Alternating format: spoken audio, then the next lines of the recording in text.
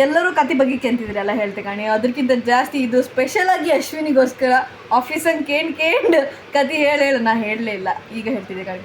So ಎಂತಂದರೆ ನನ್ನದೇ ಭಾಷೆಗೆ ಹೇಳ್ತೆ, ಒಂದೂರಲ್ಲಿ ಒಬ್ಬ ರಾಜ ಇದ್ದ, ಅವರಿಗೆ 3 ಮಕ್ಕಳಿದ್ರು. ಸೊ ರಾಜ ಎಂತ ಮಾಡ್ತಾ ಒಂದಿನ ಪ್ರಶ್ನೆ ಕೇಳ್ಬಿಟ್ಟ, ನೀವು ನನ್ನನ್ನು ಎಷ್ಟು ಪ್ರೀತಿಸ್ತೀರಿ ಮಕ್ಕಳೇ ಅನ್ಕಂಡು. ಅದಕ್ಕೆ ಫಸ್ಟಿನವಳು ಹೇಳ್ದಳ, ಈ ಅರಮನೆ ಅಷ್ಟು ನಾನು ನಿಮ್ಮನ್ನು ಪ್ರೀತಿಸ್ತೆ ಅಂತ ಹೇಳ್ದೆ. ಅರಮನೆ ಎಷ್ಟು ದೊಡ್ಡದಿತ್ತು ಅಷ್ಟು ನಾನು ನಿಮ್ಮನ್ನು ಪ್ರೀತಿಸ್ತೆ ಅಂದೆ. ಸೆಕೆಂಡವಳು ಅಂತ ಹೇಳ್ದಳ, ಅಂದರೆ 2ನೇವಳು ಅಂತ ಹೇಳ್ದಳ, ಈ ಅರಮನೆಗೆ ಎಷ್ಟು ಚಿನ್ನ ಇತ್ತು ಅಷ್ಟು ನಾನು ನಿಮ್ಮನ್ನು ಪ್ರೀತಿಸ್ತೆ ಅಂದ. ಅದಕ್ಕೆ 3ನೇವಳು ಅಂತ ಹೋದ. 3ನೇವಳು ಅಂತ ಹೇಳ್ರ, ಊಟಕ್ಕೆ ಉಪ್ಪೆಷ್ಟು ಮುಖ್ಯ ಅಷ್ಟೇ ನೀವು ನಂಗೆ ಮುಖ್ಯ ಅಂತ ಹೇಳ್ದ.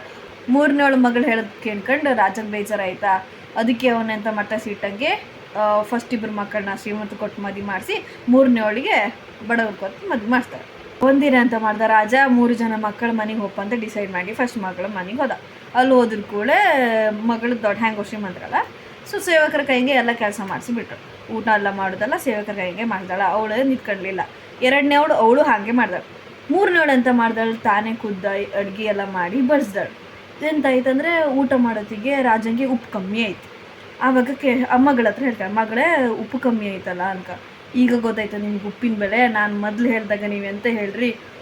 ಆಗ ಅವನಿಗೆ ಫ್ಲ್ಯಾಶ್ ಆಯ್ತು, ಓ ಮೈ ಗಾಡ್, ಇಷ್ಟು ಒಳ್ಳೆ ಇಂಪಾರ್ಟೆಂಟ್ ಅಂದರೆ ಅಷ್ಟು ಪ್ರೀತಿಸ್ತಾಳಂತ ಹೇಳ್ರು. ಆ ಟೈಮಿಗೆ ನಂಗೆ ಅರ್ಥ ಇರಲಿಲ್ಲ ಅಂದ್ಕೊಂಡು ಬೇಜಾರು ಮಾಡ್ಕೊಂಡು. ಸೊ ಇದೇ ಕತೆ ನಮಗೆ ಅಂಕಿತ ಹೇಳಿದ್ದು. ನಾ ಹೇಳೋದೇನಾದ್ರು ಏರುಪೇರಾದೆ ಕ್ಷಮಿಸಿಬಿಡಿ. Moral of the story is ಉಪ್ಪಿಗಿಂತ ರುಚಿ ಬೇರೆ.